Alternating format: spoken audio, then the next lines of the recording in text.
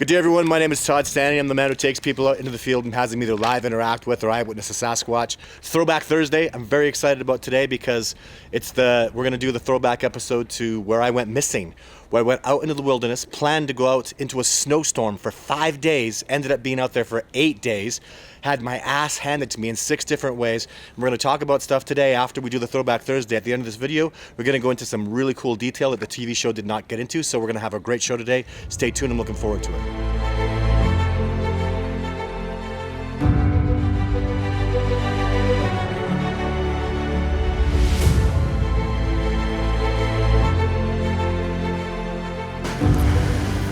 For the past 10 years, I've been conducting expeditions, documenting chronicles, and interviewing people pertaining to the subject of Sasquatch. With over 20 years worth of hardcore backcountry expedition experience into the most remote regions, I've tracked and studied various North American species that have had little to no exposure to civilization. I am a student of many disciplines, trained in the art of tracking by a Cree Nations elder and a military sniper. My skill sets include camouflage techniques using the terrain and its features to mask ground movement, survival, evasion, and escape techniques. I've been able to see for the first time some complete segments of Todd Standing's filming of Sasquatch, and I am firmly convinced that he has filmed Sasquatches and that what he has portrayed in his documentary are indeed very close portraits, in fact, of the Sasquatch face. So in case you don't know, I've been on TV, I don't know, literally over 100 times. And usually they do a pretty good story, and this is a pretty good story. I mean, they have to be, from a certain perspective, somewhat superficial. They can't get into too much detail. So I'll go into great detail about the actual incident where I was interacting with the Sasquatch and what happened, and just it's so easy to look at this and go, well, I was out for 8 days and planned for 5. I ran out of food after 3 days, not sleeping, all the exhausting physical attributes about it, the damage it does to your body.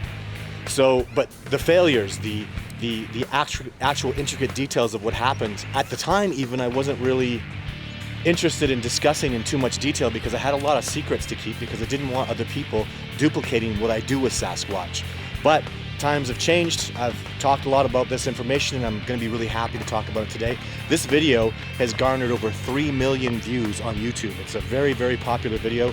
So this is an excellent throwback. So we'll watch the episode. It's Call Out Search and Rescue. And people also, of course, as always with everything, there are people that said this didn't happen, it was all a hoax. It's not. It really happened. There's police files, there's police officers that were involved. You're seeing real search and rescue people. This is actually the way it happened, the people that did it.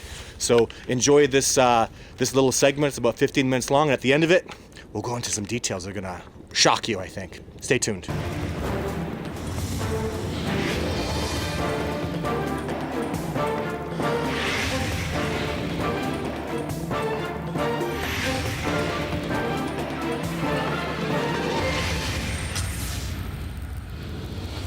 Today on Call Out, Columbia Valley Search and Rescue scoured the rugged backcountry for a missing field researcher.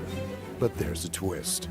The researcher is scouring the backcountry as well for Bigfoot, the legendary Sasquatch.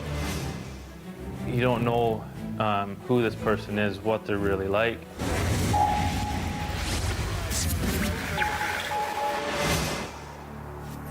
Monday, 9 a.m. Columbia Valley SAR manager Steve Talsma receives a call for a missing field researcher. Hello, Steve speaking. Todd Standing, a 37-year-old Albertan man, had set out alone on a 5-day expedition near Kootenay National Park. He was reported missing by his colleague 48 hours after their scheduled rendezvous. In that time frame, he could end up in one of the national parks. He could have crossed into Alberta, and my first thoughts were like he could be anywhere. The southwestern region of the Canadian Rockies, straddling the BC-Alberta border, is renowned for its beauty and virtually untouched wilderness. Kootenay, Yoho, and Banff National Parks represent close to 8,000 square kilometers of this vast expanse. Access to the area is extremely limited, other than a handful of logging and mining roads. The details we were given is that he didn't have a tent, but he had a sleeping bag and a tarp. He'd been to this area but wasn't real familiar with it. okay, I'll get our team together. And Then, Steve gets some interesting news. they went on to say it was someone looking for Sasquatch or Bigfoot, which is, a strange one. Bigfoot, also known as Sasquatch, is derived from the word Sasquatch, which means wild man in the Coast Salish First Nations language. This mythical ape-like creature is said to be between 2 and 3 meters tall and covered in dark brown or reddish hair. Many skeptics discount its existence and any sightings to be a combination of folklore, misidentification, and hoax rather than a real animal. When you Google his name, it comes up, like it finishes his name for you, and then says Bigfoot. You get like Todd Standing, and then the rest finishes. Todd had been featured prominently in the media and on numerous websites petitioning for the species' protection of Gigantopithecus. His goal for this expedition was to capture high-quality footage of Bigfoot. He and his Sylvanic team had tried on numerous occasions to photograph the furry giant, with marginal success. What he was looking for was Bigfoot.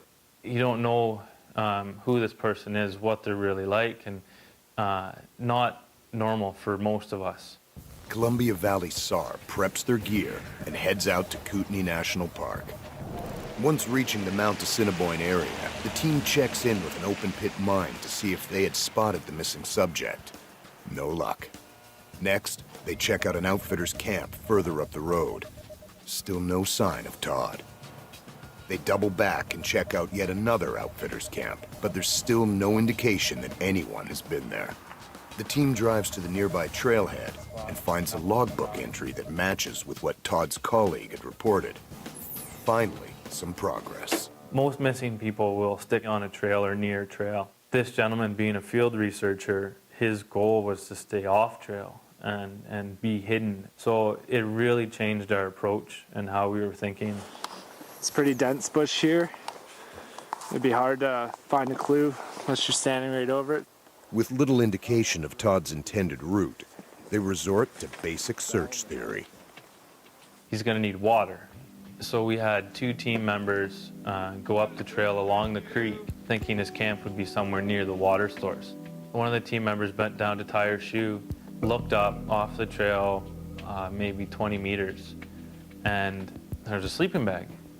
Base, this is John. The dog team was sent in to do the initial search. Didn't find anything, went down to the creek and did a more extensive search along the creek. Again, no sign. Darkness falls, and the team has no choice but to call off the search until the next morning. They leave Todd's sleeping bag at the trailhead and a note telling him that they're searching for him and to stay put. Tuesday, 5:45 a.m. Grab your packs, let's go. Kimberly Search and Rescue has been called out to assist in the search. The team musters at the SAR Hall and heads out to rendezvous with Columbia Valley Search and Rescue in Invermere, a 2-hour drive north from Kimberly. I had no idea that we had Bigfoot on our side of the mountains here, so I figured it was going to be a pretty interesting search. So you're going to be lifted into here. In Invermere, Kimberly SAR get the rundown, then continue on to meet up with the Columbia Valley team already on site. Then the news comes in. The subject has walked out. They were all pumped up, ready to go, and to get that call, and it's like, oh, geez, didn't even make it. Yeah, we are up the mountain. Subject has been located, so we're just looking to turn around, but we just want to talk to Steve before we head back. The teams turn around and head back to base. At the end of the day, if it's a good outcome like this was, he walked out of the woods on his own, that's okay. We're happy with that. How are you going to find the most elusive animal on the planet, probably? Because science, has virtually no knowledge of this species. How are you going to find it if you're not going to go out into the depths, deep, dark depths of the mountains? You got to get out there. You got to do some work. Day 1 of Todd's journey to find Bigfoot. He's dropped off at the trailhead, where he'll be picked up 5 days later. He sets up base camp and takes off on his journey. I only bring what I absolutely have to. So my cameras, I have a little tiny backpack that's just got food in it, and that's it. All my other gear is on my person, and it's tight, and I run, I move. I rock climb when I have to. I jump precipice when I need to. I'll do the best I can to live off the land, like the First Nations people have taught me. So I can survive out there pretty well for a short length of time, you know. My goal was ultimately to not only get a video shot of the day watcher, but to get into the domicile and start seeing if I could see footprints and maybe hair samples and fecal matter and I don't know what else. Signs of what they're eating, bones maybe they've left behind from animals they've eaten, I don't know. After a 2-day venture into the backcountry, Todd is successful in finding a Bigfoot domicile, a well-hidden dwelling where Sasquatches live. He carefully approaches, trying not to alarm the unsuspecting occupants when he spots a Sasquatch. This guy walked right into an area where I could film him and shoot him, and that's what I got. I know that's a real animal. I know it'll be put through the ringer and whatnot. Eventually, when I can prove the species is real, people will start to understand the reality of it, but it's tremendous evidence for me. Todd is pleased to have gotten some definitive proof of the elusive giants. Then, he gets an unexpected surprise. It was a chickadee, a black and white chickadee that gave me away. This chickadee came within about 5 meters or so of me, and he was squawking. I've never seen a chickadee do that. And he squawked, and then I could hear the movement around me. When you hear, when you hear, you know, okay, I've been found. With his cover blown, Todd finds himself surrounded by angry Bigfoots. What happened was he stopped me from going up the corridor. 2 at least came around behind me, picked up my trail, followed up behind, and when they dialed in on me, he moved back, and the game was over. Now it's get out of there. There's probably 3 different ways I can leave this area. If I don't leave the right way, they let me know, because things start coming down the mountain, right? And the intimidation starts. So, okay, I'll go this way. How's that sound? And, you know, they like that, so let me go. As Todd exits the domicile, he manages to capture some evidence of Bigfoot intimidation tactics as a boulder is thrown at him. And you see it go by you and smash and crash on the ground. You start thinking, you know, like this is, you know, I don't want to mess with these guys, period. You'll also see like a 400-pound log that was thrown at me. I'd love to have one of those skeptics there when I'm being pushed out of a domicile. You come out and experience what I've seen, you will be a believer. You don't need to see film. You don't need to have hair come back, analyze the DNA unknown primate. You will realize really fast, bears don't do that. Cougars can't do that. A man couldn't do that, period. Unless he had, I don't know, a whole crew out there with slingshots and special, you know, the whole Roman Empire is using, you know, these, it's just not going to happen. Within a few hours of his retreat from the Sasquatch domicile, he's confronted by a grizzly bear. He was looking at me, he was dialed in on me. Todd gets out of there. I went fast, keeping him in mind where he was.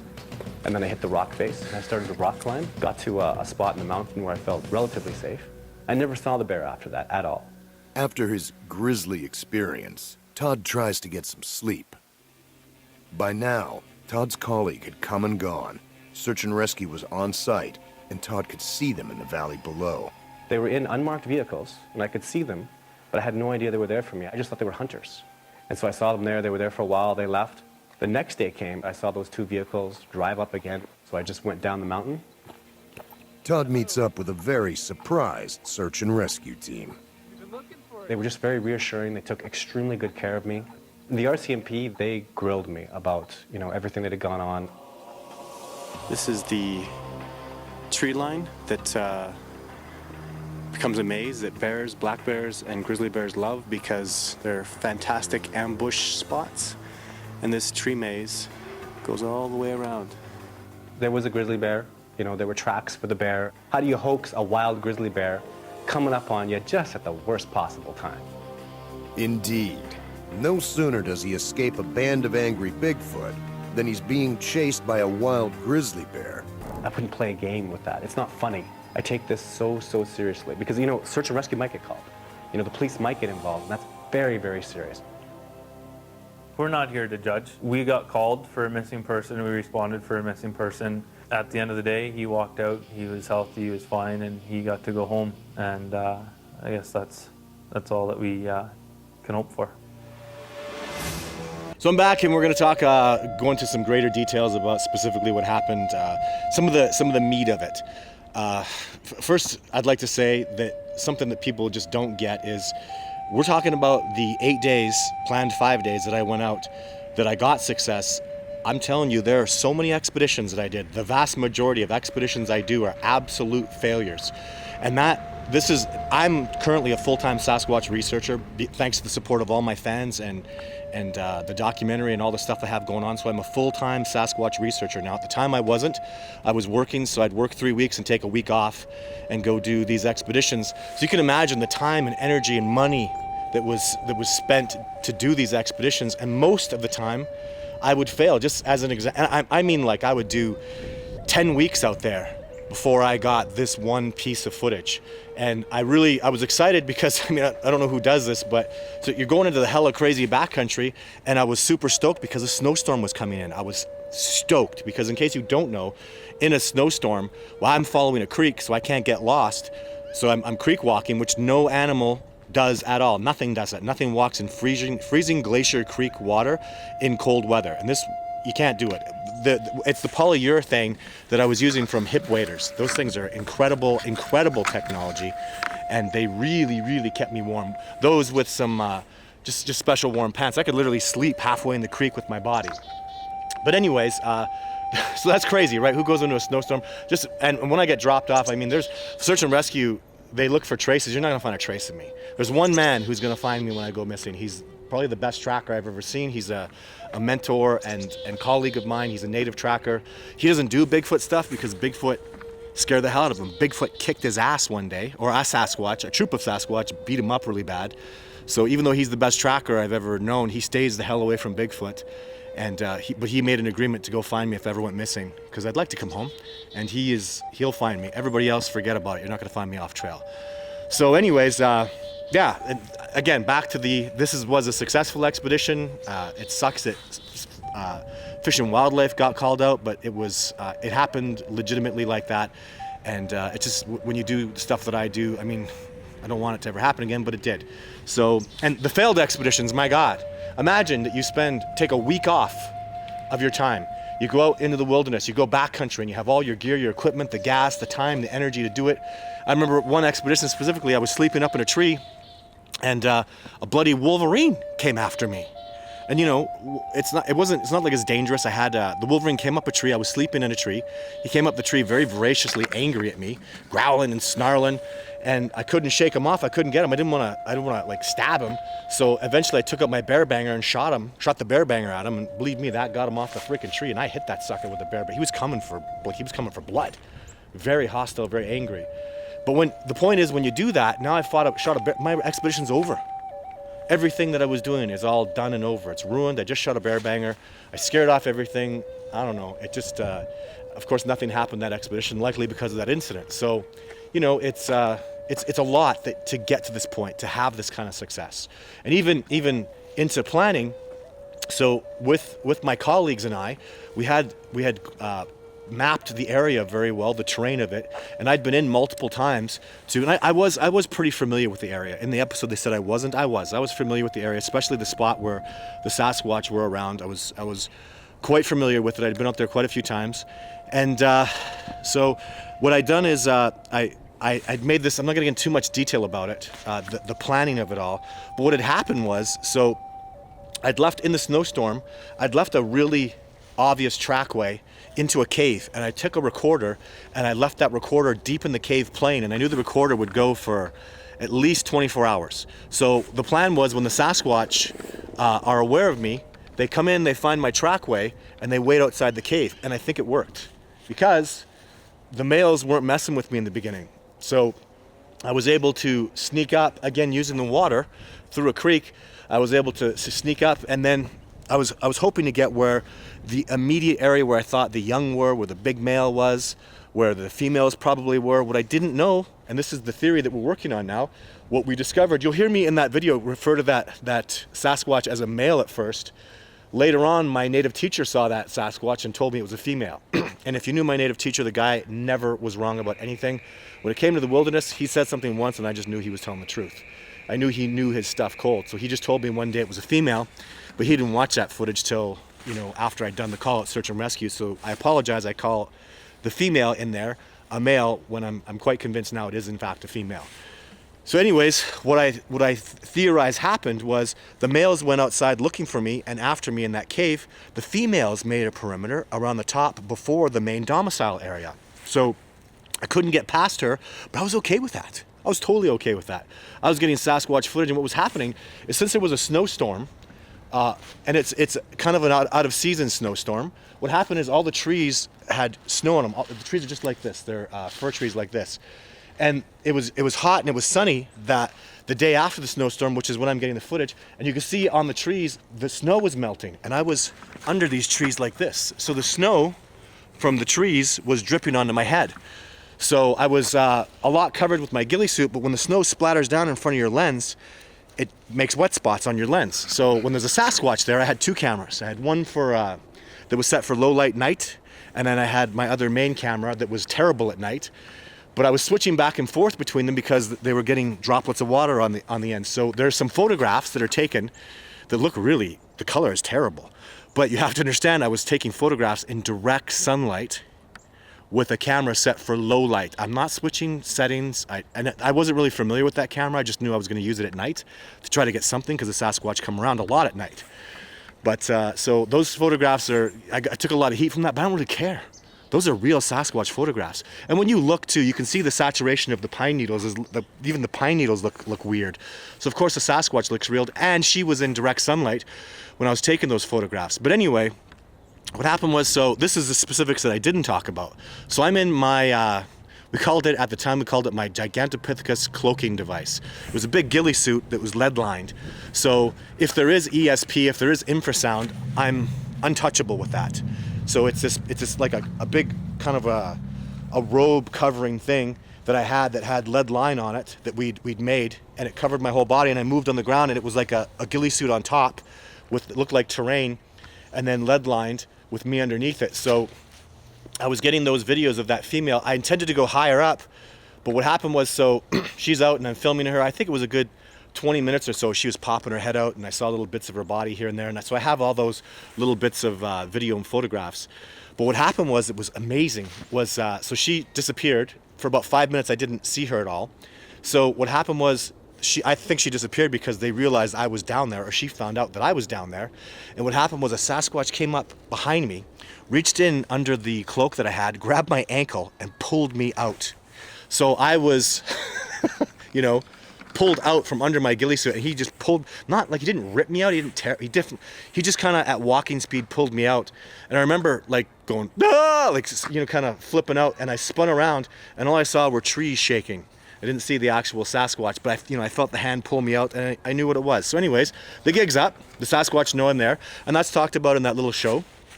And then, so what we didn't talk about specifically was, and again, I can make a whole documentary about all the stuff that I experienced and what happened, but what's really significant is, so you have to go up there and get perspective. I need to know how big that female is. I want to see the tracks. You got to get up there. You got to, and I know that, guys. So I always complain about other people doing it. So I stood up out of my ghillie suit, Ruse is up, okay. So I leave that ghillie suit on the ground. I'm gonna go walk up to where she is. I go to take a few steps, and a rock hits me right below the glute in the hamstring in the back. I almost thought a bullet hit me. I didn't hear a gunshot, but I hit the ground in serious pain. I don't bruise easily, and I had a big, nasty bruise mark on me. It was just a rock, and a Sasquatch threw it and smoked me right below the glute. I remember dropping to the ground. I was there for 10 minutes going, ah, yeah, ah. So anyways, I didn't think, whatever, it is what it is. I got a rock thrown at me, but I still got to go up there. And remember, I'm a human being. I'm not terribly intelligent. I'm not getting, because they're trying to communicate with me. They're trying to tell me, don't go up there. So being that I'm a dumbass and I'm a person, I need to go up there. So I get up after it. I kind of shake it off, walk around. Then I go to limp back up that hill. A boulder goes past my head, twice the size of a softball, just misses my head by a foot. I could hear it going through the air because it's a boulder. It's not designed to be whipped through the air. It just missed my head. Luckily I didn't. This has happened to me a few times before. When I hear a projectile coming at me, I don't move funny. I maintain whatever movement I have, because if I move or dodge one way, I might go into the damn projectile. So I had that mindset. I kept that mindset. The boulder just missed me, and it literally like exploded on the mountain in front of me. I kind of turned to look, and the debris, little shards of the exploding rock, like hit me in the face. I had little tiny cuts on my face. Search and rescue asked me about how I got those. I never told them. Now you know, little pieces of rock from a rock exploding in front of me even chipped my glasses. But anyway, what's he trying to tell you? He's trying to tell you the first one hit me. The second one just missed me. He's trying to say, don't go up the hill. So, and then I saw them around, then I heard them being very angry, boom, boom, boom, being very aggressive and very hostile. So I didn't go up there, and I think it was a good decision. That's not something I regret in any way, shape, or form. But, you know, and then so many other things happened on the way out. They were harassing me immensely. That's why the 8 days out there were so difficult, because it was hard, guys. Like, I had only 5 days worth of food, and I actually don't eat at certain points, because if you stop eating, you stop peeing and you stop defecating. And when you're in stealth mode like that, you just got to do that, right? So, and a guy like me who eats for at least 3,500 calories a day, you know, you start eating your own muscle tissue. And then I was out there 3 days extra, so I was out of food, and I'm surviving off the land as best I can. But anyways, it was really hard. It was really tough. When search and rescue got to me, the footage that you see in there is cutaway shots of later on. That actually wasn't the day I came back. The day I came back, boy, I looked like a bag of frickin'. I was all cut up and decrepit. I couldn't stand up straight. My knee was all hurting. I had that huge bruise that was making me limp. So I looked really bad. When I came out of the bush, when they actually saw me, I mean, that was the scene was, we just had to reenact that little particular scene. That obviously wasn't the real me coming out of the bush, because my coat was all torn. Even I remember a woman there was like crying, "Oh my God, he's gonna die." I looked awful, like terrible. When I got home, I slept and ate for 3 days. All I do was sleep and eat. My wife would wake me up after 3 or 4 hours. I would eat, I'd go to the bathroom, I'd go back to sleep. I was freaking exhausted as hell. Even as excited I was about getting that footage, it sucked that search and rescue got involved. The police were quite upset with me. You know, you don't call search and rescue because you're out there looking for Sasquatch, right?